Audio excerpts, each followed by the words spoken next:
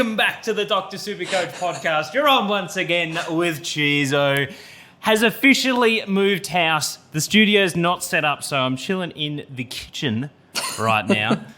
So the acoustics are going to be very echoey, let's just say.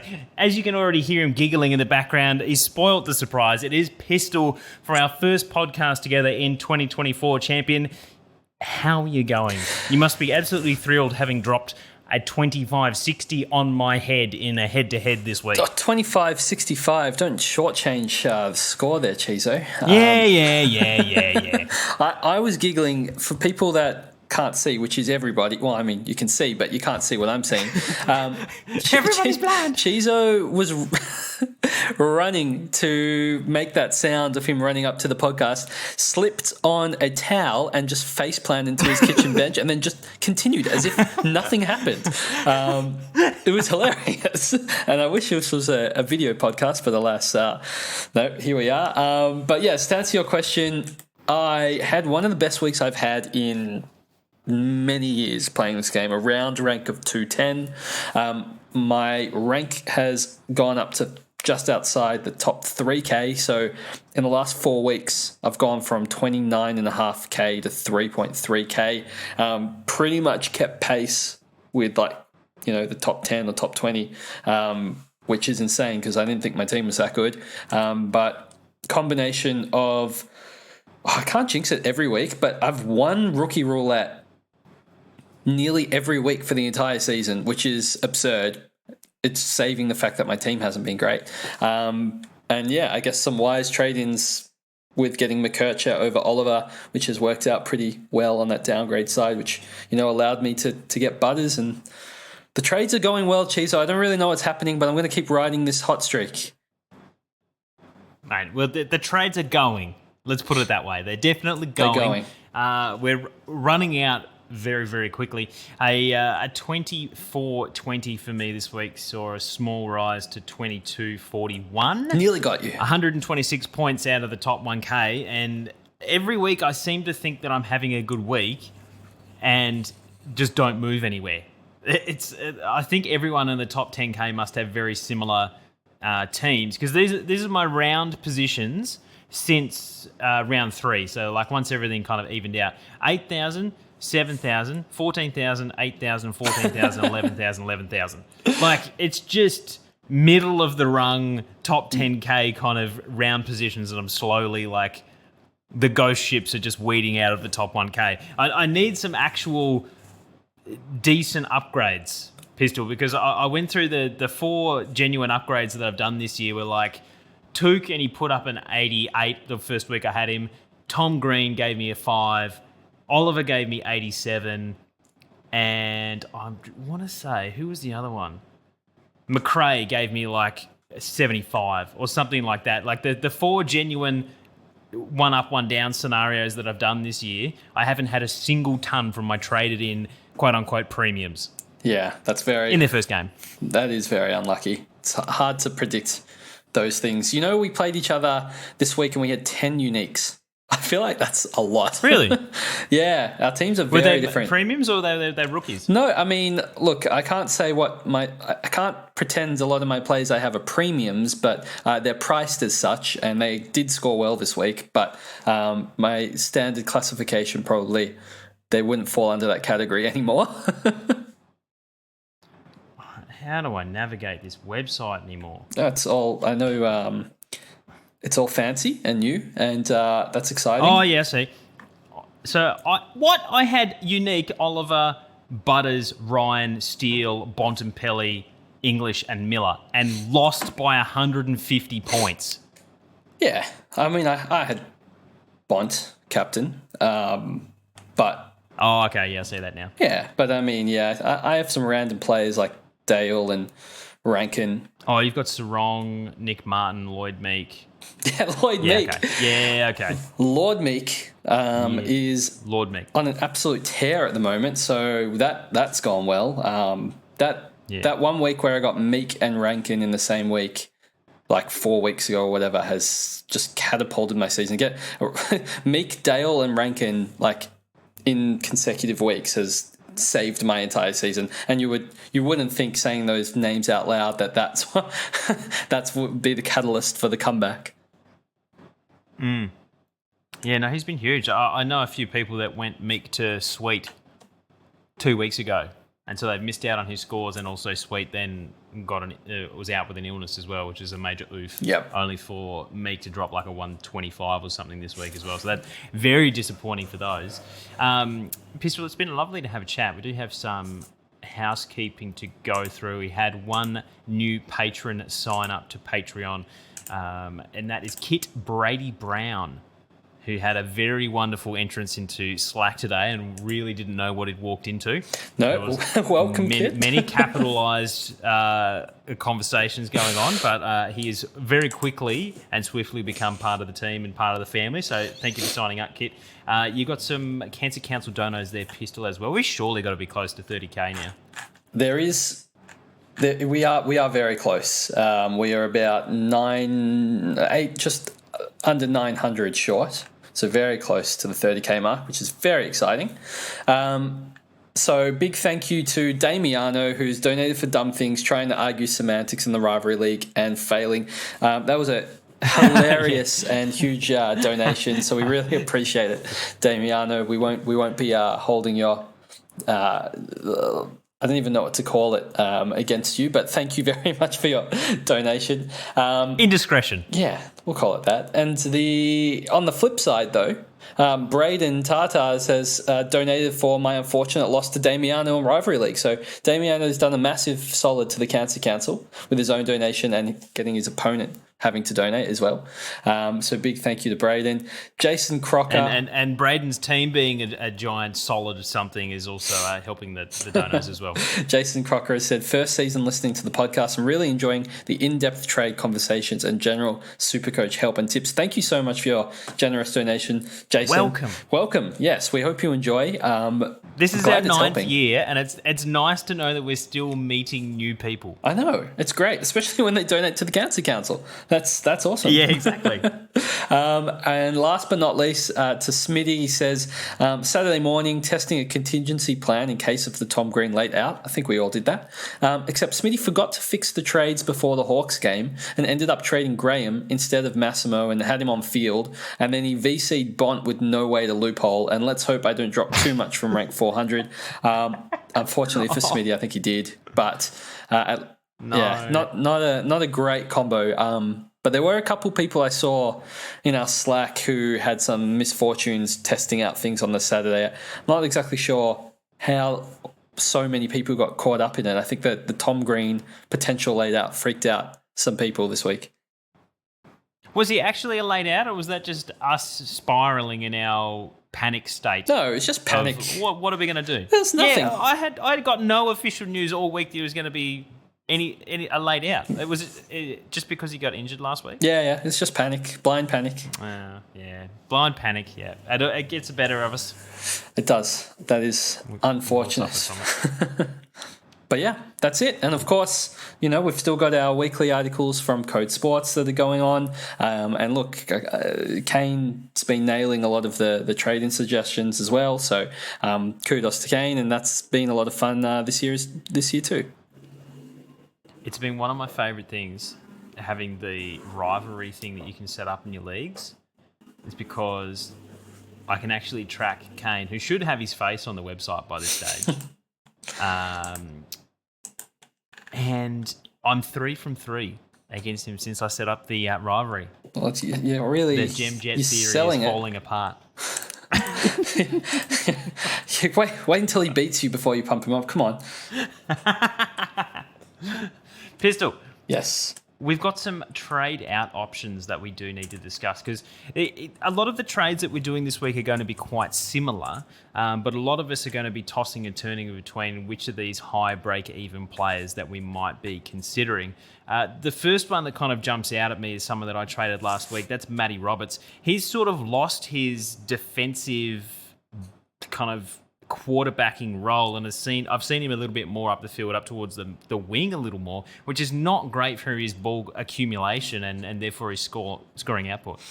Yeah, I thought it was just going to be, a bad score because it was the wet weather the previous week when he was playing GWS at the SCG. But then, last week he definitely was higher up the ground, and that's not going to be good for scoring.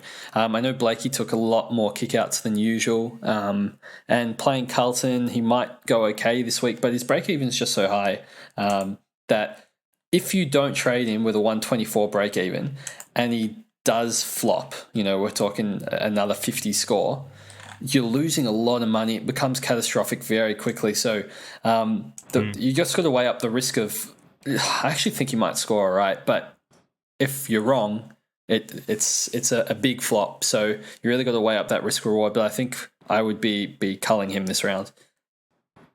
Yeah, and I think one of the things that we often do is we get attached to these guys that are scoring well enough that it's like, I'm going to hold this guy through the buys. He might even end up being a D7 M9 guy but they're just cash cows at the end of the day. Like, we have to treat them as such, and when they pop their bubble and they're going to start losing cash, we can't get too attached to them. We've got to be dispassionate about it. And Matty Roberts is one of those rookies that we've got this year that he's probably going to come back up to a similar price at some stage, but you might be holding him for another 6-8 weeks until that happens. I mean, you mentioned before that Blakey took a lion's share of the kickouts. Matty Roberts still had 3 kick-ins on the weekend, so he's still getting ball down there, but I think we've seen the time to move on for him and try and cash him in at his peak price. So a very interesting one to carry on your conversation you said about getting attached to players. A big one for most people is... Is this going to be a dig at me about Parrish? No. Oh, that would have been way better. Okay. Oh, I wish I had thought of that. Okay. Damn. Whew. Yeah, we're going to restart the whole podcast. I always think the worst of you. No, I was just going to have a very lovely, nice conversation about Nat Fyfe, because Nat Fyfe had been scoring exceptionally well. He'd averaged 90 up until the last fortnight, which in the forward line would make a perfect F7. He's got DPP as well, so it seems like a good player to have, and he's got the good buy and all of those positive reasons. But after being the sub in round 8 and scoring 17, and then following up against Swans with a 60, his break even now, I think it's like 150, which, he's going to start dropping like a stone. CHEEZO, I've got some thoughts and feelings about this, but he's 400k at the moment. Tell me about him. If you were an owner, I actually don't even know if you're an owner. I haven't owned him at all this year. Neither have I, so it might be easy for us to talk about without actually feeling the ill effects of his scores. But would you hold him if you had him? It is a tough question. Yeah. If you don't have the likes of Roberts and some of the guys we'll talk about in a moment, I might be tempted to keep him because he's one of the guys that is more likely to reset his score. He's played 9 rounds so far, and he's had 1/3 of his games are tons. So there is an increased chance in the next couple of weeks he's going to reset it, and it's not going to be that big of a deal. It's not like a Matty Roberts putting out a 50 this week, and then you're losing 100k from his peak very quickly. I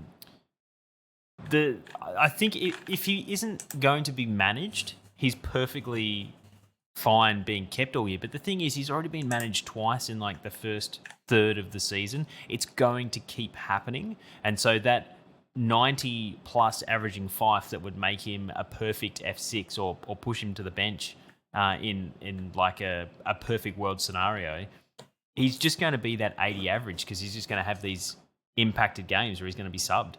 Yeah. So to answer your question, if he was the guy on the chopping block and you don't have like a Roberts or even a Harley Breed, then absolutely I would be looking to move him on. I find this one really hard. This is a really hard conversation to have. So I guess if I were to quickly list out the pros, he actually had a season high CBAs this week. He averages 63 for the season, but he had 86% CBAs against Swans. He cannibalized Brayshaw's CBAs. And to be honest, from my eye test, I thought Fife looked really good this week. The problem, he always does, though. Yeah, I think that's pretty true. The problem was he got caught holding the ball 3 times in the first quarter, and I think there's potentially, there was other reasons for that. His very close friend, Cam McCarthy, had just passed away, and he had to play through that, which is going to be mentally quite tough. He had 10 clangers. If he scored 60 with 10 clangers, if he goes down to his average of 3-ish, per game, 3 or 4. The Zach Fisher rule. I just think this... If only, and the Riley Bonner rule, if only they didn't have the 45 clangers every game, he'd be good. Well, Fife doesn't usually have that many because he doesn't kick the ball. So, it's harder for him to have those clangers with his hands. But he had a better role than usual. This really felt like it was an 90-ish game gone begging. I like that he's got the good bye as well. He's probably not going to be rested again because that bye is coming up. So you'd think he makes it through that area. Oh man, he's definitely getting rested at some point. He's been rested twice, but not before round 13. I don't think. Right, yeah. In the next fortnight, he's probably not going to be rested. Right, yeah, probably not. I'd say he's going to get through to reset his break even quite comfortably. Yeah. I think he'll get around 3. He'll get to this price again. I'm quite confident by his buy or just after his buy. So I don't think now, the problem is, I guess on the cons is if you don't trade him this week, you can't really trade him the next 2-3 weeks because you have to wait for him to make his money back up because he will get there. And if he does, I find it unlikely he puts out another 60 because the 10 clangers and his roll's really good. But if he does put out another 60, you're losing 40k in 1 week, which is really not good. And then he's put out back-to-back 60s, and you might think, God, I really have to trade him. So it's very similar to the Roberts, where it's kind of catastrophic if he does poorly next week.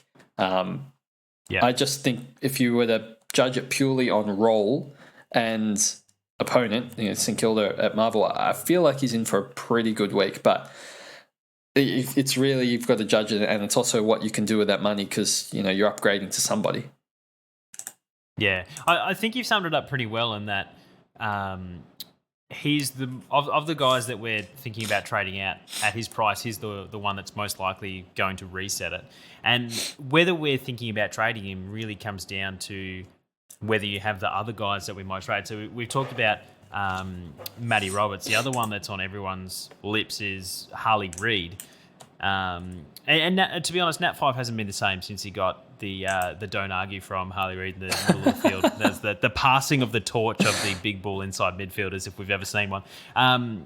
And Reid, again, is one of those guys that we see the upside from him. We see, and same with Fife in our forward lines, we see those scores that he's put up during the year. I'm just trying to look it up. I think it was 147. Yeah, so 91, 108, and 147.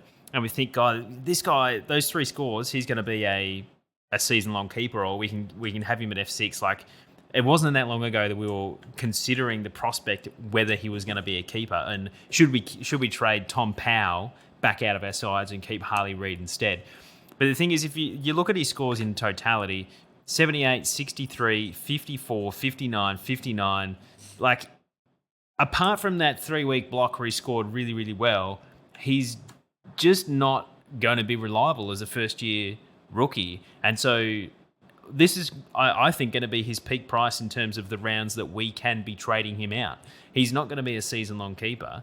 And if we're planning on trading him out, you're either doing it this week or you're hoping that by the time it gets to his buy, he's miraculously come back up to the same price. Either way, you're trading him for what he is now. Yeah, I absolutely agree. I think, there's a good period of games rounds 12, 13, 15, 16 where he's got Saints, North, Essendon and Hawthorn, where maybe he can get back up to like 400k, but I don't think he's getting back up to 443k. That's really high. Yeah. It's really hard to score when your team is getting absolutely smashed. And unfortunately for West Coast supporters, they're a team that can get absolutely smashed. And this won't be the first time it happens this season. And when it does, you just can't get the ball. And if you can't get the ball, you can't score well. He's not like a high possession winner anyway. So if you're getting absolutely smashed and you're only touching it, 14 times a game, you're just not going to score very well unless, you're kicking goals with every kick. But it's not consistent enough for us to be able to hold for, the rest of the season.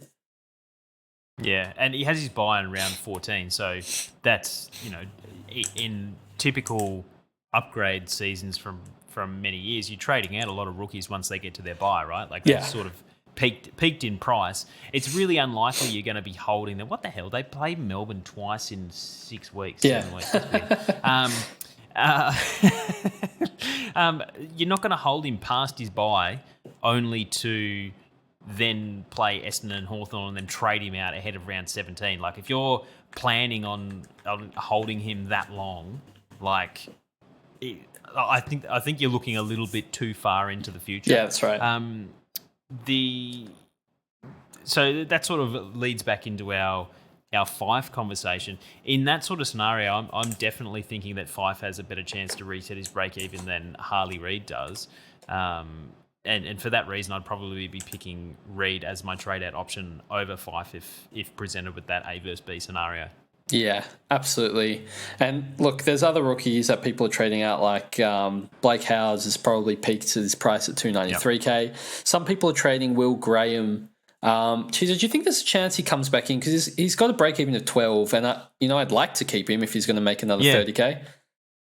I actually like Will Graham. I thought that the game that he got dropped from, I thought he played quite well. He went back to the VFL on the weekend, had 22 touches, 7 tackles, 6 clearances, and a goal. Like he was easily second or third best on for the Suns, and they got smashed by 50 points in the VFL against the Southport Sharks. So I can definitely see him coming back.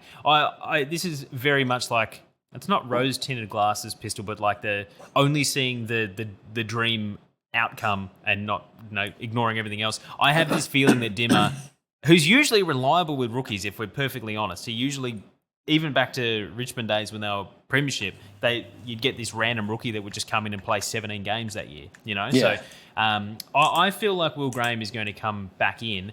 It could be a scenario where Dimmer's just said, hey, have 2 weeks just to freshen up. We're going to go to Darwin for a fortnight. We'll come back and then he's straight back in. So I'm certainly moving the guys that have the poor break evens ahead of him if my on-field is not compromised. Like if you're getting a donut, like he's almost 300K. Like that's perfectly fine as a downgrade, and you're only really missing the one extra week that you want to score from him, because if he puts up like another 73, like his break even's then going to be like 45 or whatever it is. So it's not like he's got 100K left to make. Yeah. So given the opportunity, I would definitely be trying to hold him. The thing that would be pushing his name ahead of the other guys is if you're getting a donut on field. So I guess the only other really controversial trade-out option this week is probably Harry CHEEZO with a break-even of 168. This we can all agree this would be considered a luxury trade. What are your thoughts on trading him out this round at 575K?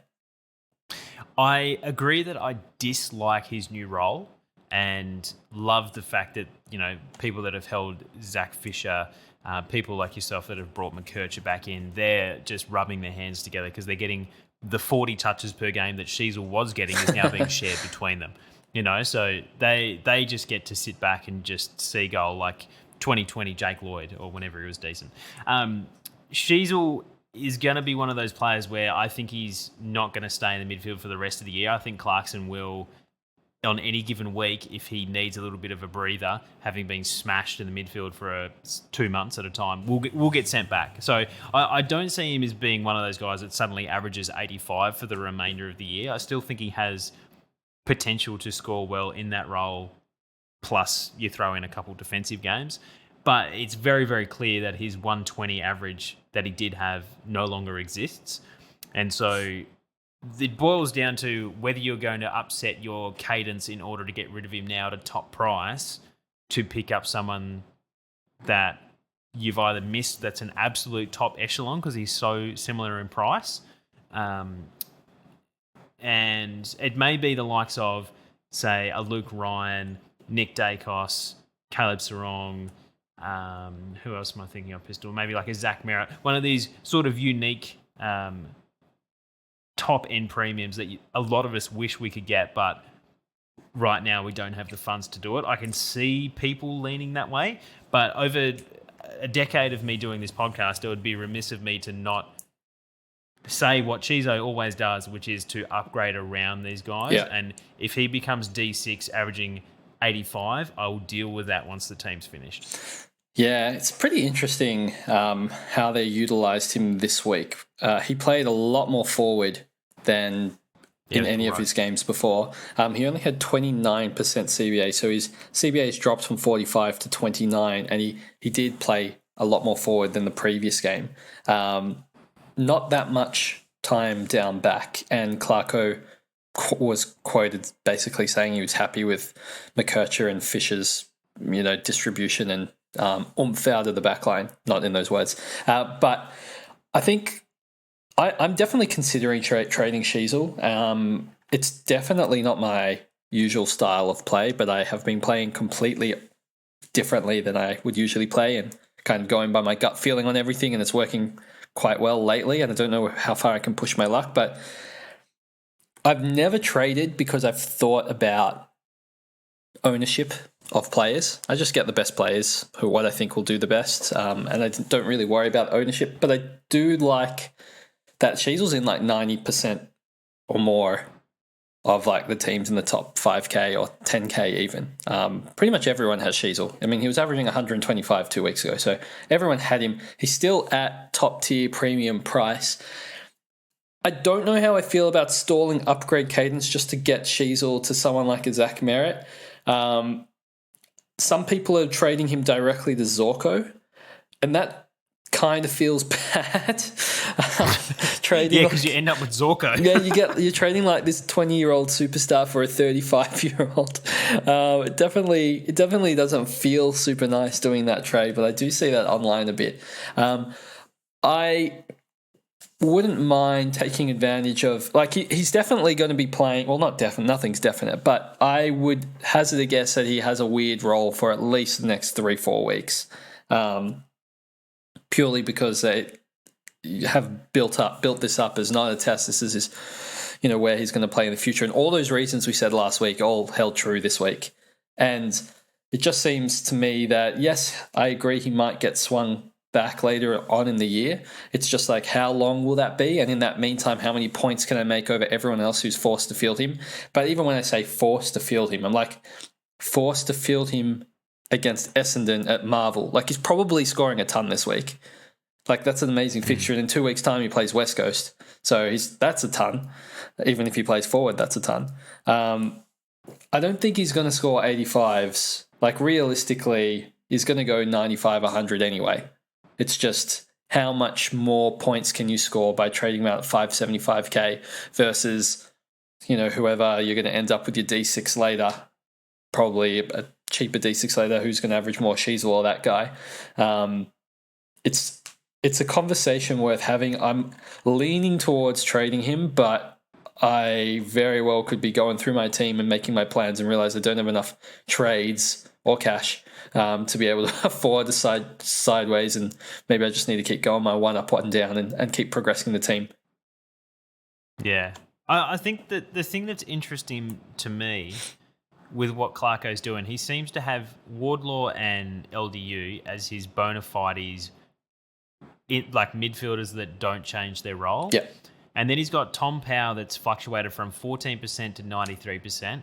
Will Phillips, when he plays, which he seems to be a fringe player, he averages 46%, so he gets in there. Simpkins' role changes depending on what structure they're going with that week. Lazaro has had as high as 53% and 0%, as low as 0. And a lot of these guys tend to go on 3 weeks where they have a spike in CBAs and then go back to 0. The same thing with CHEEZO. He's gone from 0 to 14 to 45 to 29. McKercher had a 3-week period where he was getting CBAs. I just get like this strange feeling that third and fourth midfielder role, Clarko's just throwing 4 or 5 guys through there for a fortnight or 3 weeks and just trying to gauge who that next guy is going to stand up, because we know LDU and Wardlaw are going to be their midfielders going forward because that's their natural strength. But a lot of these other guys that have additional bows to their arsenal, we need to try and understand which of those third and fourth guys that are going to get the best out of this North midfield. So the thing that concerns me is the same thing that happened with Tom Power the other week, is that CHEEZO will go from 45% CBAs to 29% CBAs, and then suddenly he'll be back in the back line for a fortnight. And I can't say with any certainty that CHEEZO was going to spend the same amount of time across half forward this week compared to last week. Yeah. Like he might get thrown back in the midfield again. So this is not really a for or against trading CHEEZO. It's just more of there's going to be a number of guys go through there, and CHEEZO, unless he gets that seagull roll across half back, is probably just going to be a 90 to 100 guy. But it's the stalling of the cadence that sort of gets in my way of naturally playing this game. So I'm going completely out of order on our run sheet here, because it's a really relevant point that you made, and we're going to discuss it later in the podcast. So why not now? Shoot. A lot of players have their rookies, have just had big games this week. So their break-evens have been reset this week. So there's a trade freed up, you're saying? Yeah.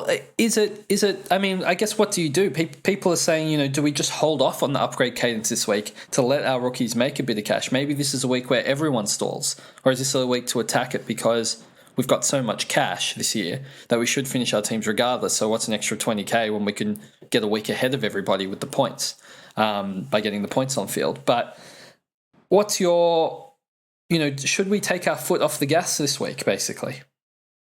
That's a great question. I think there are going to be some individual coaches, not the major population, that are going to be stumped as to which is the second rookie they trade out. I think it's very likely that nearly everyone has at least one of Roberts, Reed, Fife, Howes. One of these guys is going to be a trade out. Like, I can assume the majority of people listening to this podcast are going to have one of those guys. So, is there a second player that? This is ignoring boosts as well. Is there a second player that necessarily needs to be traded out? Very possibly that's going to be in a lot of people's scenarios. It's not for me personally because I've got Howes and Reed this week. I also liked your point about not, and it's the reason that we're happy to trade Graham is because, we're only missing out on maybe 30 or 40K, and we'd love to have it, but at the end of the day, it doesn't really matter if we don't get it. Yeah. Because we do have that cash gen, and we do have those extra trades this week that we can sort of. We're not in days gone past. We would hold players to get that extra 8K that was coming in this week. We don't need to do that anymore. Yeah. If someone has significantly reset their break even, I'm talking about Wilson and Darcy, absolutely you're going to be holding them. Yeah, closely as well. If you've got no one else to trade and you've got no one else, Rogers isn't high enough, Garcia's not really high enough, Clark's not high enough, Sweet, you're still waiting to get more weeks out. Like, you absolutely could be in a scenario where it's like, I literally don't have anyone else to trade out. It's not worth it. It's not worth my time. I can absolutely entertain the idea of CHEEZO being someone that we're moving on. I just feel like it's going to be a minority of people that are going to be in that scenario. And then I think you're just going to really have to weigh up how that aligns with the way that you play the game. Yeah, I think that was a really great answer, CHEEZO. Truly, I couldn't have said it better myself. But I guess I'm gonna make it even harder for you now because it's a more complicated question. You do make things really hard for me, right? For the buys, they're coming up. We have to look now. We can't cover our eyes and blind hope and just upgrade who we want to upgrade. We have to start planning for our buy structure and who we're grabbing. And can we afford to take what I would call the more dodgy rookies? Because this week, I think, presents us with quite a few quotation marks in the air, dodgy rookies. Can we afford to keep taking, or, I guess I can say keep taking, you may not have taken any of them, but can we afford to take dodgy rookies in a week where we don't really need to upgrade? Is this the week that it's worth still pushing that upgrade cadence? You're talking specifically about the likes of Lockie Sullivan and Bruce Revel not having good enough job Finlay security. McRae, and at the sacrifice of, nearly everyone who's a trade out option this week, nearly everyone, not Graham clearly, has really good job security, like especially good job security. Like pretty much any player people are trading out this week are best 22, because I don't think there's no other rookies I can think of that's like borderline best 22 right now that's ready to go. So you're trading out the best 22 guy to bring in somebody with very questionable job security before the buys. So is that the play this week? You just risk it and hope for the best? That's you sort of can only downgrade to guys that you've been presented with and pick the best of those options. I think, having watched the games of Sullivan over the last couple of weeks, and I would let you talk about Joe Richards. I won't step on your toes because I know you want to talk about him in a moment. Thank you. I think their job security is okay for like the next fortnight to 3 weeks, but how many rookies? We'd love to hold these guys for the entirety of the season, but then where's our cash coming from to upgrade? Yeah. If we're not using their cash to upgrade, we're upgrading the guys at their price anyway. So you know what nets you trades? CHEEZO the Fisher. That's money. True. I am still pushing for rank, and so I'm still going to be picking up a lot of these guys. It's a bit too difficult for me to say in 4 weeks' time which of these rookies are going to play, because there's only 5 rookies that we've got to pick from any given week that are reliable anyway. Yeah. And that's no different to any year. The guys that are making money are the ones that we use to upgrade our team from, because that's where the cash is. So it's really a difficult question on, if we're not upgrading and we're not doing a one up, one down scenario, are we just sitting on our teams? I think that too many around, like if you're playing for rank, there's too many other teams around you that are taking the punt, and they will zoom past you while you're sitting on your hands thinking about what might, is this player going to play? Oh, I don't want to get this guy because he's only got 3 weeks of job security. 3 weeks is like $100,000 of cash. Could be, yeah. They're going to have to upgrade. So it's not like we need guys for 15 weeks to play the rest of the year. And truth be told, after all this, I don't have an answer for you, Pistol, about what is the best scenario. If you're playing for rank, I think you're still sort of forced into making these trades and picking the best possible option, even if there's only one available. Yeah, that's really tough. I don't really have an answer for you, but I think there are definitely going to be rookies come up that will have the job security. We saw Zach Reed come back through the VFL last week. He had 25 or 26 touches and 10 marks, or there are going to be these rookies that do come in that have job security. It just might only be this week or next week where the 1 or 2 guys we're picking from might be a little dodgy. Yeah. I find it quite difficult. I was kind of kidding about the Zach Fisher can make you 100K quickly, but maybe I'm half kidding, because I do think that's an option. As with a lot of these trades, the Bailey Dales of the world, technically it could. It only makes you $100,000 if you trade him out, though.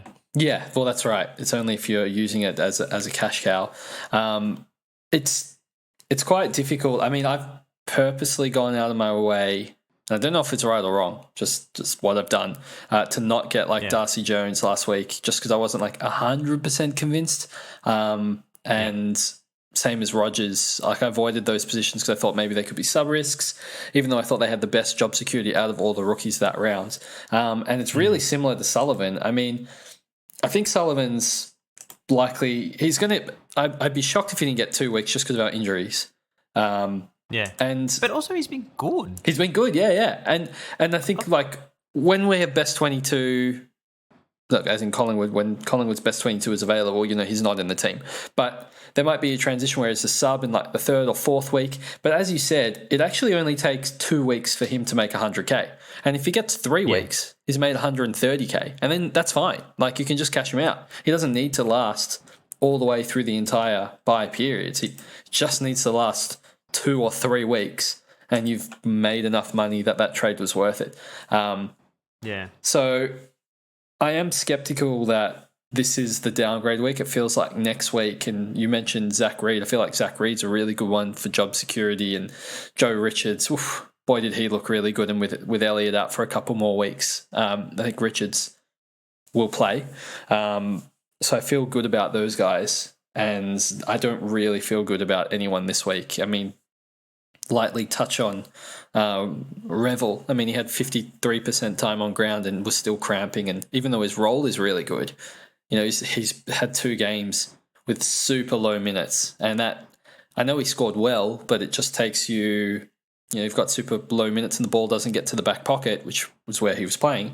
And you just don't score well. I mean, the ball against Richmond might not go to the back pocket. So he might play 50% time on ground and score 4.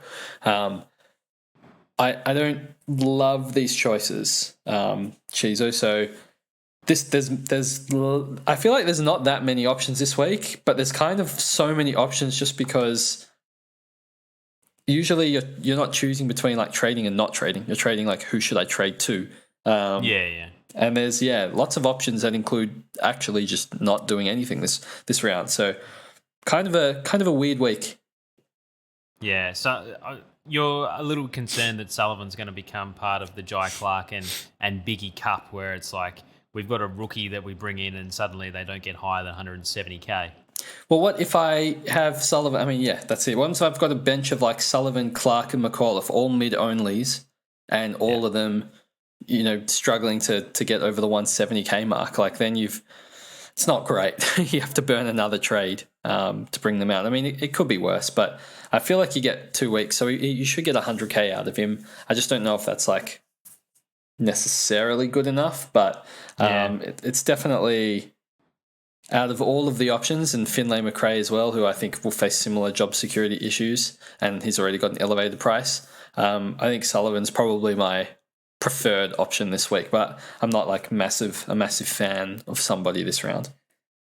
Yeah, I think a lot of people are looking to us for not just guidance, but also give me the roadmap of what I need to do.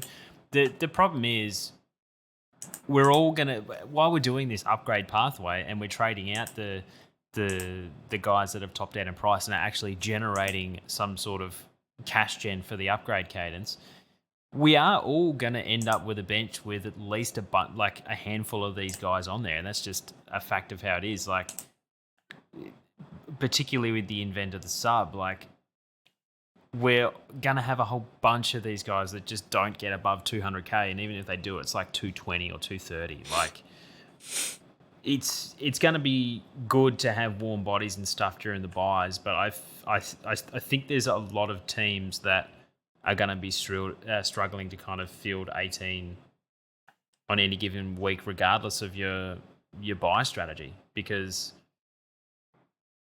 we have to pick rookies to downgrade. And if we wait for that perfect unicorn like Closey to come along for a second time this year, your decision that you're making is to not make a decision, which in itself is a decision. You're choosing to stay stagnant and not do anything and not take a chance and not take a risk on a guy. And someone like Sullivan, as you say, Pistol, just needs another game of 75 and he's going to make you nearly 100K in his first week. So yeah. I still think taking a risk and making the decision to back your research and your gut and continue to upgrade your team is going to be better than sitting down on your hands and waiting for the perfect option, because with 40 trades, it also affords us not only the ability to take CHEEZO to Fisher, but it also enables us to wait until the buys. I'm still carrying Caulfield at D8. I can very easily move him or Jai Clark or Biggie to a playing rookie in any one of those positions during the buys with our extra trade abilities. So I don't want people to get too caught up in, if I pick Sullivan, I'll not have enough people playing during the buys. I think we'll definitely still be able to navigate it. But we're in the age where our rookies by the buys all suck because we've traded out all the good guys. Yeah, no, that makes a lot of sense. I think I'm looking at my team, and my lowest scoring rookie outside of Reed, who I'm getting rid of this week, was Wilson. He scored 90, McKercher 91, Closey 105, and Darcy 113, Meek 125. So sitting on my hands and waiting. Did you just include Meek in your rookie? Yeah, because he's not a premium. They're all my people I still have on field that are not premiums. Okay, yeah, fair enough. But, waiting an extra week for me, I mean, look, the fixtures all lined up perfectly. Like, they all had amazing fixtures. This week, nearly all of them have terrible fixtures, so it won't be a repeat. But, waiting on your hand, technically, and getting your lowest score of your rookies being a 90, that doesn't feel too bad. Like, you could be upgrading to a premium that scores less than 90. It really depends, I think, which rookies you have on field currently and which ones you're getting off field. Because I think there's some of those heavy hitting rookies you could just dangle for a couple more weeks since they have good job security and probably at least will hover in price and get you a decent score throughout the buys. But yeah, many different ways to play this game, CHEEZO, and I guess that's half the fun. All right, mate. We've talked about some rookies. We've talked about some trade-out options. We'll talk about some trade-in options. One of the names that is kind of on everyone's top of their radar this week is Zach Fisher. It's interesting how many players that were earmarked in the preseason that even if they started slow have actually become decent picks. We're talking about people were jumping off. Nick Martin ended up coming through. People that jumped off Hayden Young, he had that period where he kind of bounced back as well, and there's a lot of people that held him that have been pretty happy. And we've now got people that may have held Zach Fisher and have just waltzed into another absolute win as a premium potential option, to the point that a lot of us are thinking about trading him back in if we've already traded him out, Pistol, and you may be one of them. I traded out McKercher. I mean, I traded in McKercher, then I traded him out, then I traded him in again. And I've traded back in Sounds Nick like Martin. Took last year. Yeah, it does. True. Traded in Nick Martin, who I traded out, and now I'm considering trading in Zach Fisher, who I traded out. So, yeah, my teams have clearly been burning trades, but the timing has seemingly worked out okay. I mean, look, Fisher, his score last week, he scored 140. He's 384k with a break even of negative 16. He's likely to make another 100k on this. The problem is it's Zach Fisher. The problem is we're relying on Harry Shees. I mean, look, he's injury prone. He's not that good of a player, realistically. He's okay. It's entirely reliant on Harry Sheezel being played in a different position, and we don't know how long we're going to get him for. So it's a gamble, and you're just hoping he gets at least the next 3 weeks to the buy, and by that stage it's probably 500k. And if the role changes, you can cash out for a profit, and it's no harm, no foul. On the flip side, CHEEZO, if he manages to last 10 weeks, this is a role in which he could average at 100 or 100 plus, and you're only paying 380k. So you're paying a cheap price for someone that can, he's listed as a forward defender. He's covered 2 positions. The forward line is not a high-scoring position this year. And he's playing off the halfback, taking kick-ins. He had 9 last week and 6 the week before.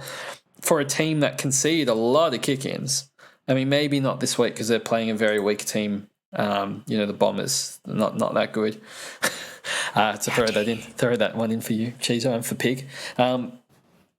I just think, given I traded in McKercher last week on a very similar belief, if I'm all in on McKercher, then it would make logical sense for me to feel the exact same way about Zach Fisher with all the same reasons as McKercher, because they're not that dissimilar in price, and McCutcheon and Fisher's a forward, which is better than a defender. So why not? I'm all in, CHEEZO.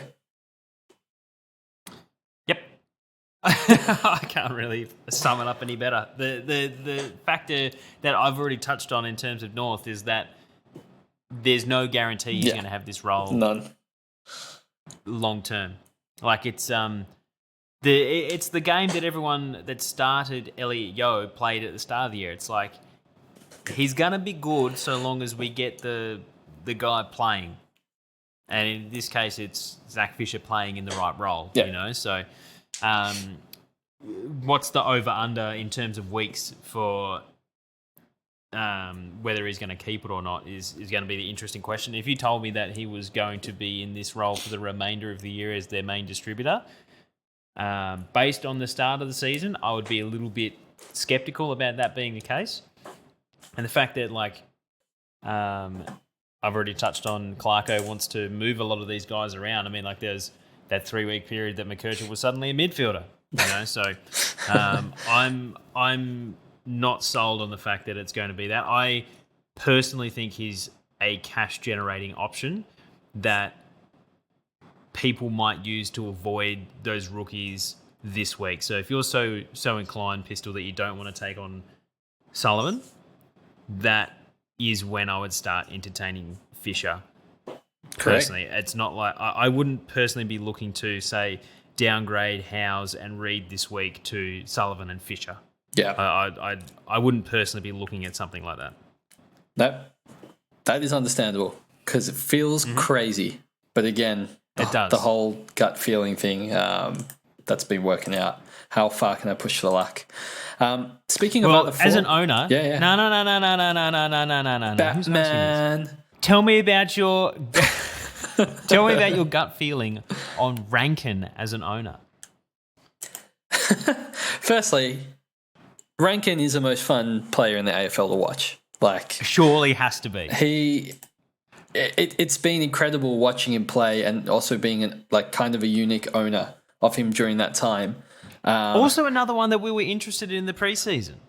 Yeah. I had him in a lot of my starting teams. I nearly went into the season with him. That's why he was on my radar, and I was keeping a close eye on him. I can't tell you how incredible he has been in my team. You can trust me. I mean, you can tell me. Yeah. He's averaged a lot of points in my team. He's averaged like over 110 in the last 4 or 5 weeks that I've had him. Getting him at 440k or whatever I did was nuts. Very crazy. But anyway, his role has, I mean, nothing's changed, CHEEZO. The thing is, it was just a tight game and he won them the game, right? Nothing, again, has changed from earlier in the season where I said, his floor has increased, so that's why I like him, because he's not putting out those really stinky scores. The one time he did in round 3, he had much lower time on ground, like over 10 minutes less than pretty much at his average, which does impact his floor. If you add on those 10 minutes, you're probably back, well, you are back in the 80s. And he's got a really high ceiling because he just is a absolute match winner. And we identified last week with Dawson that Crows have a really good run coming up. Collingwood, West Coast, Hawthorn, Richmond. I think Hawkins has a good running up.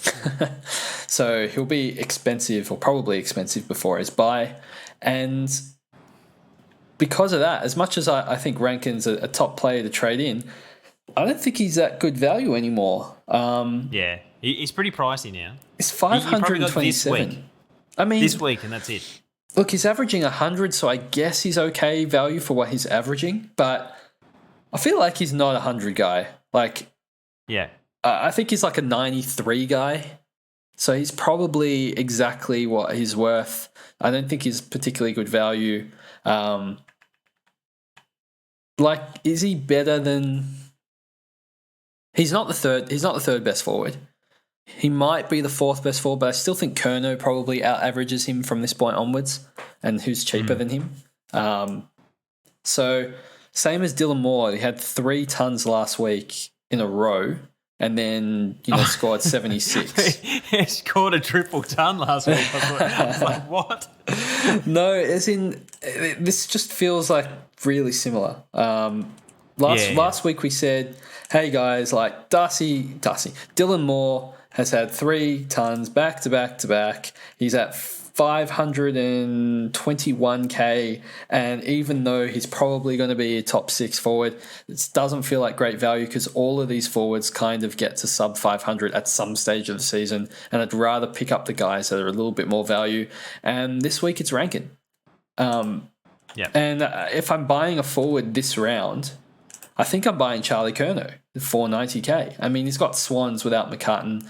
I mean, it's not the best fixture, but it's without McCartan. It's 113, but the week after, he has really kind fixtures, lots at Marvel, nice fixtures for the rest of the season. I think, CHEEZO, part of the skill of SuperCoach, and I don't mean to be condescending when I say this, is we're forecasting for the future on how players are going to go. And it's just about getting an accurate read of, the scores that they have just scored. Are we like over-exaggerating based on recency bias their scoring potential? Or is it, a forward trend? I mean, a lot of the players that I like to buy, they've had like one good game and I think they look really good, or the role has changed or whatever it is, maybe 2, and I like to jump on. And I see, easy fixtures or something, and that's the trigger that I'm like, okay, they're really going to take advantage of this run right here. But I just feel like some people are a step behind. They wait for those big games and then they jump on. And it's like, well, now you're just buying them at a higher price with worse fixtures. Like, that doesn't make much sense. Fortunately for Rankin, he's got really easy fixtures, so it probably still works out decently. I just don't know if he'd be my number 1 trade-in option this week. But I think he's going to be a top 6 forward if that helps at all answer your question, CHEEZO. Yeah, I think this is what I think about the forward line so far. Heaney, Flanders, and Zorko are by far and away 1, 2, and 3 in terms of scoring potential. I think the next 3 forwards you can have are not going to impact your team's scoring potential almost at all. Yeah. Because Luke Jackson, Rankin, Mackay, Curnow, Dylan Moore, let's just say there's an Essendon injury and Caldwell gets more midfield time. He's already good. Shea Bolton suddenly gets on another hot streak. All of these guys are just going to go like 92 to 97. Yeah. Like if someone picks Dylan Moore and you pick Charlie Curnow, is there any risk that the guy that picks Dylan Moore is going to completely pull your pants down? Or if you pick Rankin versus Harry Mackay, I don't really think there is. They're all sort of going to get thrown in the same ballpark so long as that you've prioritised getting those big 3. And Zorko's the main traded in premium this week. Yeah. According to the SuperCoach Plus. So Rankin, I think, is probably the guy out of those that has the potential to average 100 for the rest of the year. I don't see those key forwards or Dylan Moore or Myers or any of these guys actually finishing the season with triple digits, whereas Rankin has had that one bad game of 60-odd. He's got a low of 81 and has a really consistent ceiling. Every 2 or 3 weeks he pops out on 120 plus. So he would be the one that I would probably take a punt on out of the rest of them, because he's also got that 30% CBAs to fall back on as well, whereas the others are dedicated forwards. So that'd be the only way that I would lean towards him. So that brings up my original point was, if he's 530k, he's basically fairly priced.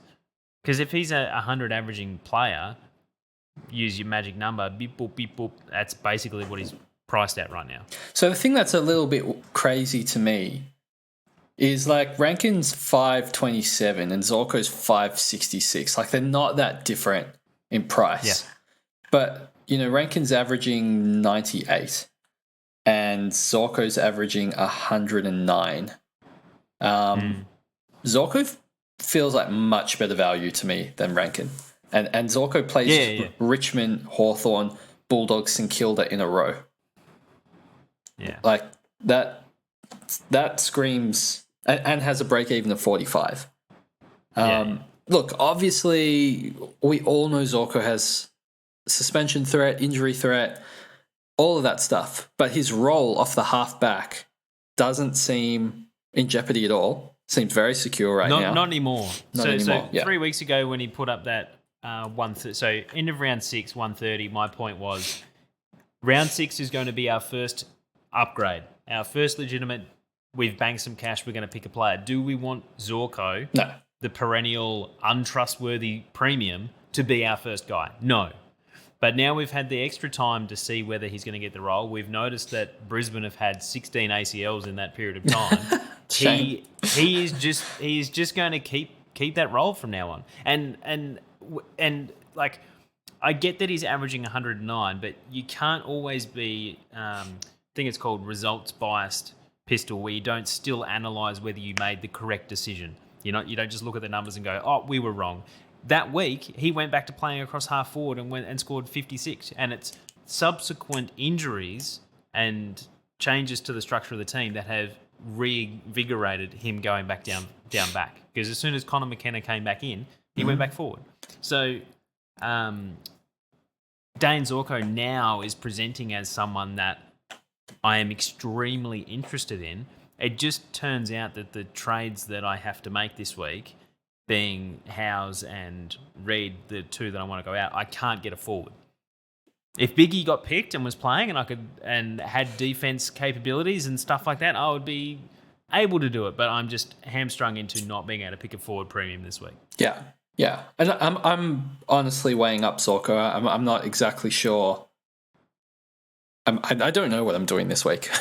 I think I'm trading CHEEZO, but I'm not committed to it, and then I don't really know who I'm bringing in if I do trade him, if I get a premium midfielder, or if I get someone like Zorko. I don't know if I want to do that. Well, Fisher's coming in, CHEEZO, pretty much no matter what. It's just my other trade. What am I going to do with it? The fixtures are just really, really good, and because of that 50-60 score, his price was kept down because, I mean, removing that game, which is a clear outlier at this point of the season, he's averaging close to the 114 mark. I mean, he's a 600k player that you can buy for 560, and he's a forward. Listed as a forward. He's playing in a bruise-free role where he's one of the experienced guys down back, where all the young dudes are just kicking it to him so that he can distribute it out. Like, it's a really kind football role. I don't know if he needs to rest his body because he's not it's very bruise-free. You can't predict the tags. I can't even say, Pickett might go to him this week and Finn McGuinness might go to him the next week and just make up all these tags because we haven't really seen the tags. They're just sporadic at best. It's very hard to predict them. All we know is the role is really good. The price is really good. He seems to me easily the third best scoring potential forward. And it's not even close. They're on tiers of their absolute own between Heaney, Flanders and Zorko. So I know a lot of people asked, should I get Rankin or Zorko? And for me, that's not even a question. That's a Zorko pick. And then it's on Fisher. Top of that, people are asking, well, should I get Fisher or Zorko? And I think that's more difficult because of the price difference. But both of those guys I see as value guys, whereas I don't really see Rankin as a value guy. Yeah, I agree. And I wouldn't necessarily say that there's a huge stack, mega amount of value in Zorko. I sort of feel like 566, given his average and the magic number, is sort of pretty close. He probably ends up at hovering around high 500s, low 600s pistol, would you say? So you're saving maybe 35k tops. Yeah. And so it's not like we've desperately missed out. I think that and I've done this as well on my Excel spreadsheet pistol, I've picked out when I'm going to be trying to upgrade him to based on which of the rookies are topping out on any given week. For example, Darcy finally gets to his peak price. I'll be then looking to bring in in Zorko because he's going to go up more cash than what Zorko will in the meantime. I mean, unless Zorko suddenly starts averaging 125, which, I mean, he did that 10 years ago. Could do it. It's not like we're completely missing out on him, and he's such good value right now that if we don't get him now, we're kind of cooked. I think he is definitely more desirable in our team, and you pretty much must have him by the end of the year on that higher echelon than someone like Rankin. So they probably have the same representative value for me in terms of their output and their current price and how much more they'll go up. But the extra 40k you get from getting Zorko seems a better purchase, if that makes sense. Yeah, no, I agree with you. The one guy we didn't talk about is Jack McRae. I just think he's bad. I think he's washed, man. Al said it in game day. It's just like he couldn't kick 35 meters for goal. Like it barely crossed the goal line in the first quarter. I was like, bro, you're 35 meters out. What the heck? Yeah, look, I have. That's the one trade I've got massive buyer's remorse on. He got 0% CBAs for the first time this year. His last 3 games, he's had 79, 81, 86, and that was against like Fremantle, Hawthorn, and Richmond. Games that have easy fixtures and I guess high upside potential. The next run of games is rough. GWS, Sydney, Collingwood, Brisbane. It's not great. And he's going to get smoked. I feel like there's some 50s or 60s coming from McRae, and we've paid quite a bit for him. And I think it's just going to end up being a trade out of his buy, and it's going to be like 400k. So I think maybe I'm projecting, but I reckon it's going to be not far from disaster territory. And we just kind of will have to reassess the buy at this point. It's not a good feeling. He's the type that when we get to that buy, because I think the Bulldogs buy is the one that we're over. Round 15, got way too many players in. Yeah. He's going to be the one that we go, if I sideways a premium here, I can fix my buy strategy up and his name's going to jump off the page. Yeah. Because Bevo, I know it's a bit of a meme to be like, haha, Bevo's being Bevo. But also, Sanders had 42 touches on the weekend and like 12 clearances. Like, far and beyond what he should be at VFL level, but they're just doing it to him because he got a bit upset because he got subbed when he shouldn't have been subbed. And then Ed Richards goes from 92% CBAs to 13 back to 93% CBAs. So they're just like, I thought Ed Richards has been really good, but is playing Ed Richards in the midfield and compromising 4 other players in your team, and therefore your team is as a whole, as a unit, is sucking, worth persisting with Ed Richards in there? I don't know that it is, but I'm not an AFL coach. I mean, he was very good, so it might be. No, he's very good, but I'm saying that is his level of goodness overcompensating for the fact that the guys that only have one ability, which is to play midfield and be very good in the midfield, playing as a crappy half forward, is that offset? I don't think it is. Just because Ed Richards is trying to kick it to Jack McRae, who can't kick it 35 metres for goal, is that a good thing? I think Whereas at least the McRae solution can get is 40 touches and push it forward. I think the solution probably is Jack McRae ends up being the sub or not in the team. He will. And this is the thing. Libber's not there, and Sanders isn't playing, even though he should be. And McRae's an absolute superstar ball-winning, get it out of the midfield and help our team that's sucking is not playing there. And then he'll suddenly be the sub, and then it'll be dropped to VFL, and they won't bring anyone else in. They'll just have some random dude playing in the midfield for whatever reason. I mean, it's probably true. It's just like, could be anyone at this point. They just it's Caleb honestly, Daniels back and in the midfield. Name out of a hat stuff. It's Bont and it's Treloar, and then it's, let's pick a piece of paper out of a hat. Who's our midfielder this week? It's Harvey Gallagher. It was. He had 24%. What the heck? What is going on? All right, I'll move it on. There's not much left to get through, CHEEZO. Down back, one of the other trade-in targets this week is Luke Ryan, and that would be on the back of him seemingly having a very poor game, and then having a 66-point last quarter to get up to 111, despite being on 55 at 3/4 time. He's expensive. He's 666K, with a 71 break even, and plays St Kilda, who give up, the most amount of points to defenders. I know you're already an owner, but for someone like me that is not an owner, should I be looking to pay this price? I mean, he's going to get to 700K next week. Nah, he's too expensive for me personally to be buying into him. Yeah. I personally think he's overpriced for what he's going to produce for the rest of the year. It may not be by much, but these 600 plus guys are always the guy. Like I've left a singular spot on my defense and my midfield to try and pick off one of these guys, like a Sarong or say a Ryan or a Zeret, or someone that just has one mediocre week and they do an 80. They're one sub-ton for the year, and you can pick them up for around 600 or 620K. I think when you're getting into the $670,000 range, you're really, really compromising your future upgrade path. And it's probably still at the stage of our upgrade season where we're trying to take guys that are showing value. So Zorko is still technically has, a bit of value there. Whereas Luke Ryan, like at his current price, like I don't think there's going to be a bunch of teams like struggling to get him in because he's 700K. I think he will fluctuate a little bit.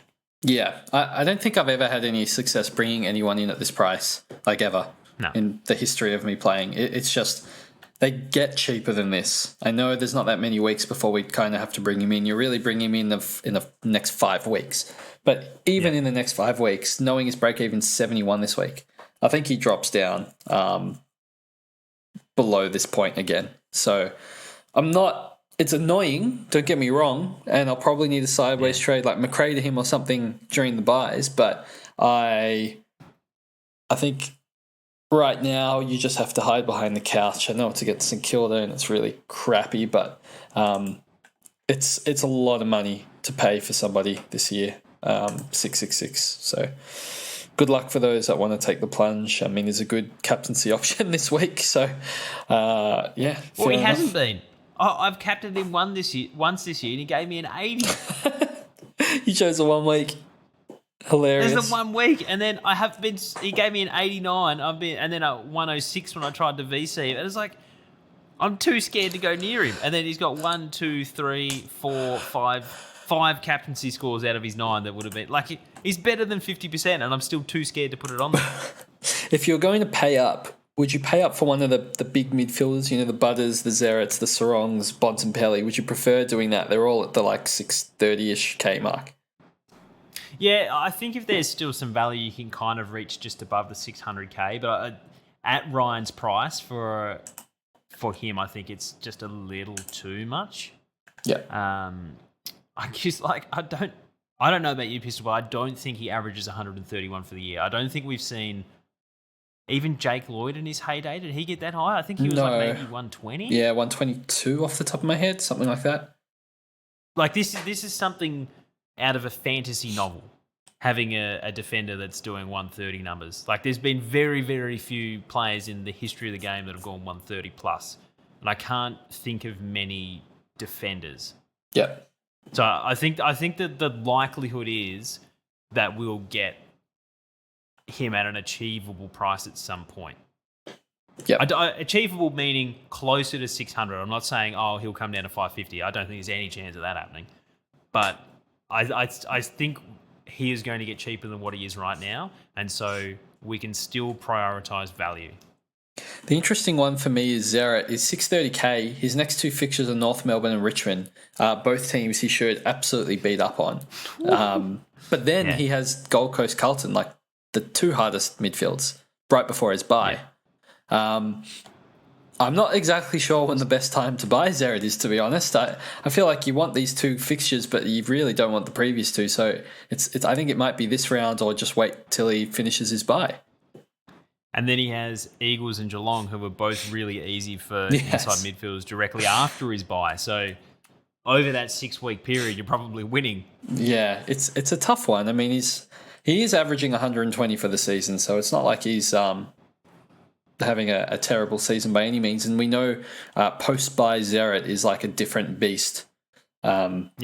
Jackson comes out and plays for him. I feel like this is a good week to buy Zeret, but most people will be trying to get the Zorkos or the Rankins in the forward, so I don't feel like many people are upgrading in the midfield.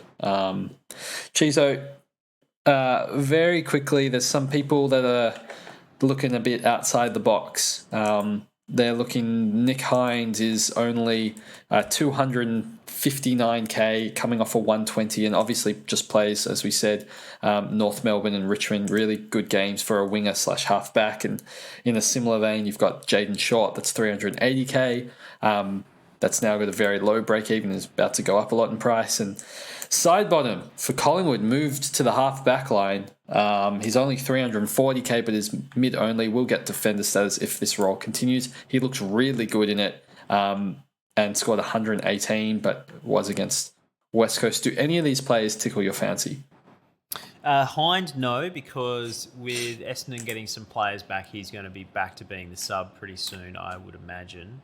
Like his role in that team is not locked in any stretch of the imagination, so I wouldn't be buying into him. Yep. What was the next one? Shorty is interesting because I just think at the start of the year he sucked, right? Yeah, he did. He put up a bunch of 60s and then got injured. Like he's cheap for what he is, but again, he's going to be like a Zach Fisher stepping stone, except without the ceiling of Zach Fisher because Richmond sucked this year and they're not going to get any pie. I mean, North Melbourne are not the sharpest team either. Yeah, but I think we've got exposed form on what Short has done over the totality of his career, and he's not going to be a 3-figure guy, particularly as a defender for us. So he's not going to be a season long. So how much cash are we going to make from 382k? Not a lot, I wouldn't imagine. So he would be a pass for me. And Sidey is well and truly past it. And I don't even think he's going to play enough to get DPP by round 12. Oh, he probably will, actually. He's the type of guy you pick up during the buys if you need like multiple lines of cover. Because like the waiver pick in Sidey either. Yeah, waiver pick in a draft league, right? So definitely. Yeah, I'm not really interested in these guys either. No, I think the most interesting one is Short to me. We've seen that 95 plus sort of average. I just think like Richmond are really bad this year, like really bad, and I know he's getting a bit of the ball, but I just have no faith in that consistency of his scoring.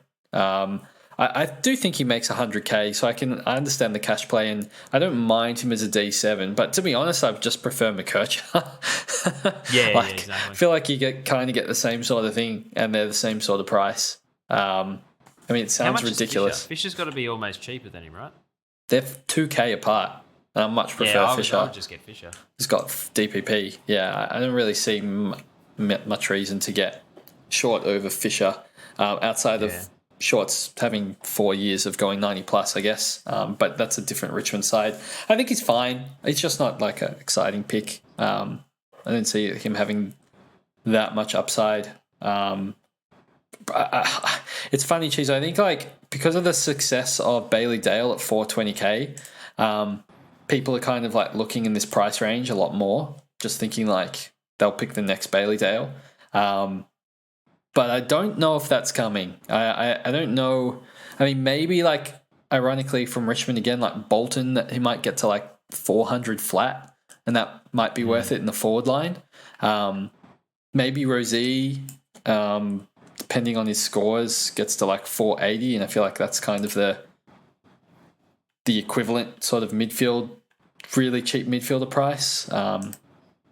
But yeah, I don't really see these guys at the moment as being the ones for me. Yeah. And I think there's a lot of people, I think yourself included, that picked up Dale, and he's been fantastic for the time being. But I think by the end of the season, he's going to be one of those defenders that like their average for the year is like 94. Probably. I mean, so it's like it's too hard to tell with Magnet Man. Yeah, exactly right. I don't think that they're going to break into the top echelon of their lines, and they're going to be good while you have them, but they get down to 400k for a reason, like in the shorts and stuff, for example. Yeah, I mean, he wasn't playing well before the injury, so. Yeah, Dale's actually had a pretty good season, to be honest. Yeah. Like he's only had 2 bad games the whole year. One of them was a sub, and the other was just a stinker. Outside of that 47, which was a stinker and the sub, his lowest is 87, and his next lowest is 93, and then he has 5 tons. So he actually might survive. I went to search up Bailey Dale and I just typed sub into the search bar. Did it work? Did you find someone? It did not. It came up with all the teams called sub. Like, who names their team sub and nothing else? Just sub. Approximately just one person. Rank 36k. Shout out to Phil, who's 36k sub. He's definitely not listening to this podcast, looking at his side. Toddy Sub-Zeros. We know Toddy. That's true. There we go. That's a bit different. CHEEZO, there's a couple of minor podcast questions that we might take to just answering when it's like this or that sort of thing. Yep. Otherwise, did you have any other points you wanted to clear before we end the podcast today? Yes. I wanted to know your thoughts on Tom Stewart, because I have absolutely no problem picking him up for 500k this week with a break even of 90 odd, basically as low as you'll get, because I don't think he's been this bad this year, and everyone keeps talking about how he's been horrible and atrocious and unpickable, but I just still see him as like a 3-figure average for the year. Oof. So I am in the camp of that he is playing not as well as before, and Holmes is definitely taking part of his ball, and I'm not a massive fan of Stewart at the moment, but he did get tagged a little last week, and that kept his score down. He's a really, really good scorer at home in Geelong, and they play how many times? It's 1, 2, 3, 4, 5, 6 more times there for the rest of the year, and it's almost like locked in tons unless he gets tagged again. I just worry that the tag was effective, and do other teams copy it because it helps to stop Geelong? I'm not really sure. I mean, it clearly worked and got under his skin. I don't think he's looked that good this year, so you factor that in. But the price is so cheap for Tom Stewart. I mean, I started him for 630k. Yeah. So the upside is there. If you had to ask me, like, if I was a non-owner, would I be trading him in this week? I probably would. I think I would. Let's take out his 62 when he was on track for 130. Yeah. When he got subbed, and he copped a bit of attention on the weekend. He's had a 99 and a 77, so he's really only had one other sub ton. So he's had one of his 7 games. He's had 1, 2, 3, 4, 5 of the 7 have been tons. Throw in a 77 and an 84. Like 5 out of 7 triple figures. And I'm obviously rounding up the 99. I can see that. It's fine. It makes the point better. That's fine. Is that even bad? No, it's not bad. If 5 out of 7 weeks, so what's that? Like, it's a third of the season you're getting a 3-figure score from him. He's only averaging below it's over 70%. 3 figures because he got concussed on 60 at half time. I think we're certainly blowing out the falling off the cliff, the end of Tom Stewart's SuperCoach career, massively. Yeah, I think he's still value. At this price, I would just take the punt. He's really cheap. 500k for Tom Stewart. It's ridiculous. Downside? The downside is you get a become 90, an 95, 80 averaging defender with no warning after 5 out of 7 tons. No, but I mean, I like that you're saying this, because this feels like, if he goes 100 plus for the rest of the year, which is very possible, This becomes it was Tom Stewart at 500k. Of course he was going to score tons for the rest of the year because his whole career he's been scoring tons, and it becomes like a super obvious pick. And you're picking him off the back of, a poor score realistically. And that goes back to what I was saying before, is that you're picking players forecasting for their future. You're not picking them for the points they just scored the previous rounds. You don't get those points. And 501 for Tom Stewart, it's just a really cheap price. It feels like a shrewd pickup. As you say, D6 at worst. He's a pretty good player, this Tom Stewart.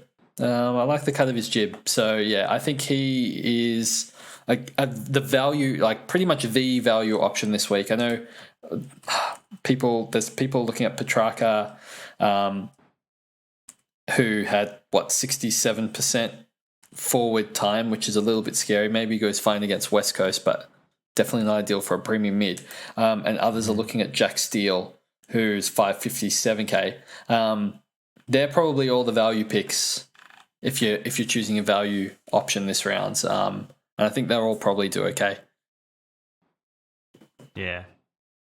84 from a tag game.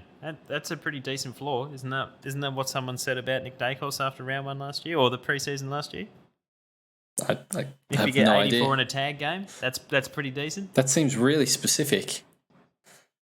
Yeah, I'm pretty sure because Dacos got tagged by Finn McGuinness in the preseason. We all got scared off from him. Didn't he get 40? Nah, I can't remember. I can't remember either. Just let me make my point, Pistol. Yeah, I mean, he definitely scored 84, and we definitely said 84 is a Ignore good floor. the facts and just agree. Yeah, no, great. It was really, I agree with you. Tom Stewart, get him in your side. Yeah, no. My point was, I think we're getting a little bit hysterical about the death of Tom Stewart, and I still think he's decent value, if not underpriced. Yeah, no, Bob, I'll second you on that one, CHEEZO, if it makes you feel better. Cool. Pistol, this has been an epic one. I know before the podcast I said to you, let's try and keep it to an hour. Naturally, as we always do, we're at an hour and a half. Yep. Almost on the dot. I appreciate you, man. This has been really nice to be back on the podcast with it. I haven't actually sat down and done a podcast with you this season yet. I don't think. No, we haven't. I don't even think in the preseason. Madness. It's been 6 months, and I've loved every second of it tonight. And podcasting in the kitchen is both difficult in terms of sitting on kitchen chairs, but also being able to see my food on the bench across there, and just the temptation to get up and be like, you just keep talking, I'm just going to go have a yogurt. I've never had that before, so I now have to contend with that. I'm hoping for next week that I'll have the studio set up now that my new place is actually lockable and all my stuff can't be stolen. It can be stolen if you try hard enough. That's true. Peace out, everyone. We love you. Peace Thanks out. for listening. Find us on all the socials that you know by now. Except we do have some first-time listeners now, which is absolutely awesome. First-year listeners, that's great. This is how we always end. We always just say peace out, and then we end the podcast. Missed all the high-quality content over the years to come back and just watch us get delirious and be run into a kitchen bench at the start of a podcast. Oh, so funny. Have a wonderful week. I'll catch you all in the next episode. This is CHEEZO out. Peace out.